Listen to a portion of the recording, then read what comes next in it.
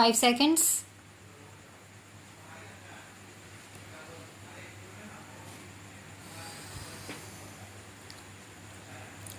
Over the past month, 20 million residents of the National Capital Region have shaved off at least some part of their life expectancies by breathing in this region's poisonous air.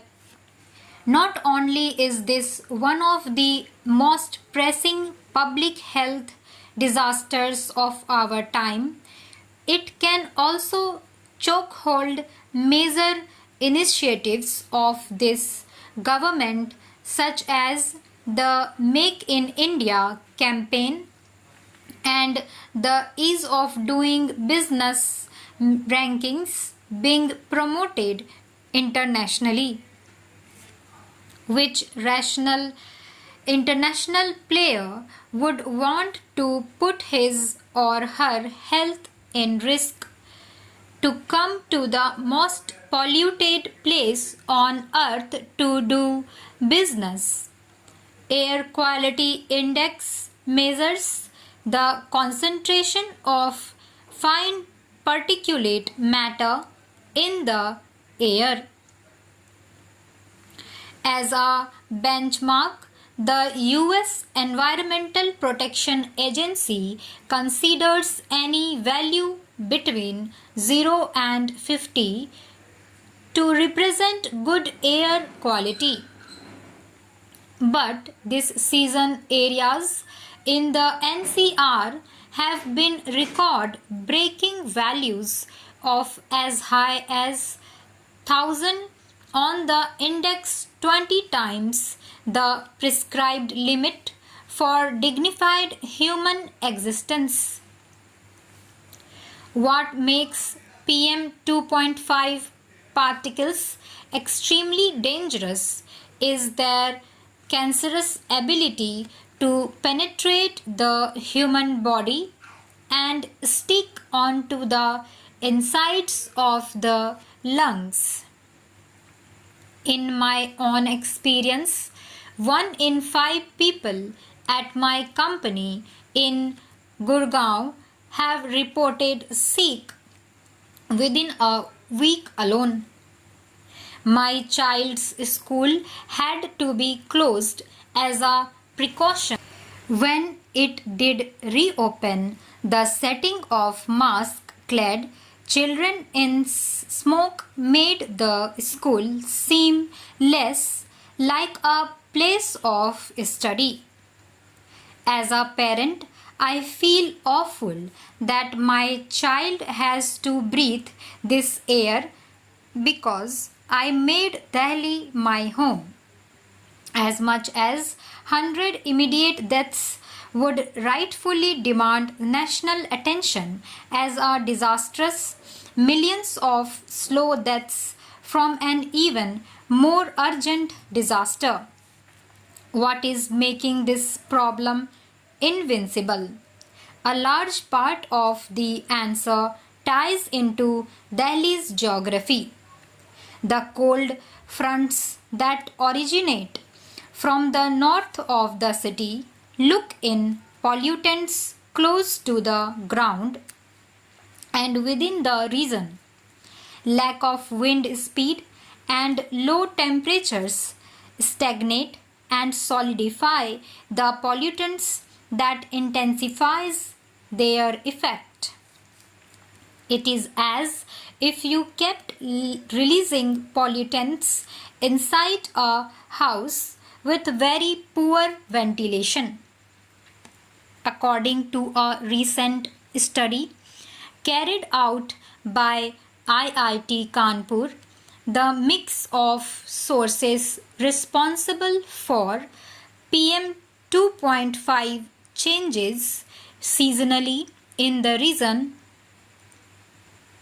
In winters, vehicular emissions account for 25% of PM 2.5. 30% is accounted for by others. Long-term strategies need to be implemented to prevent this from becoming a matter of annual recurrence. Here is how that can be done. First, by the creation and institutionalization of independent task force not directly answerable to either Delhi or central governments. Such a task force should be singularly responsible for and have the authority to enforce measures to manage air pollution in the region. Policy makers often tend to pass the buck on to each other when they are not directly responsible for a project or have interlayered responsibilities. Assigning a single manager responsible for a clear action item drastically improves execution. Second, we need to fundamentally prioritize clean air as a basic human right. To do this, the Swachh Bharat Abhiyan should incorporate clean air as one of its core tenets. A budget for clean air programs should be allocated from the receipts collected from the Swachh Bharat tax.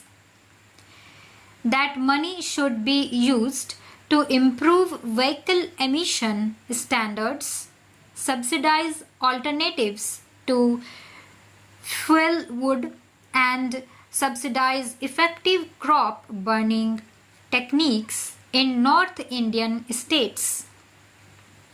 Third, increase the renewable purchase obligations of power as well as of state-run distribution companies in and around Delhi and Haryana. Such increases in obligations combined with the growth of renewable energy sources will phase out dependence on coal in the region. Fourth, smarter management of cold fronts. While we cannot control cold fronts per se, we can control the activities that reduce the intensity of pollution during these periods. Reduction in construction activity, odd even, for example, during the winters, can reduce the concentration on PM 2.5. Newspapers from around the world, from the Washington Post, Wall Street Journal, and the New York Times to the Korean Herald and the Daily Mail, have taken notice and highlighted the severity of the problem here in India.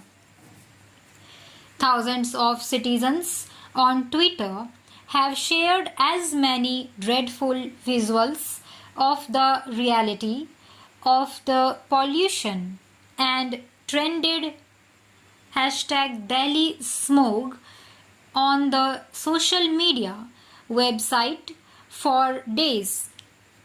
The negative publicity has certainly dulled our ability to attract foreign investment, foreigners, non-resident Indians, and out-of-state Indian talent to the region.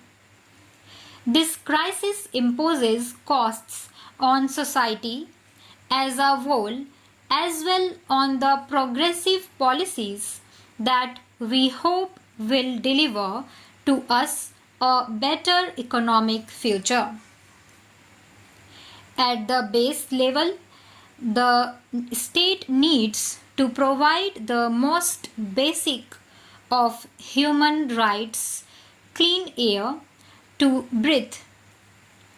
Without this, the economic development vision will not have much meaning to the people of the country. The state should make clear policy in this regard to safeguard the health of the people at the earliest possible time. Stop.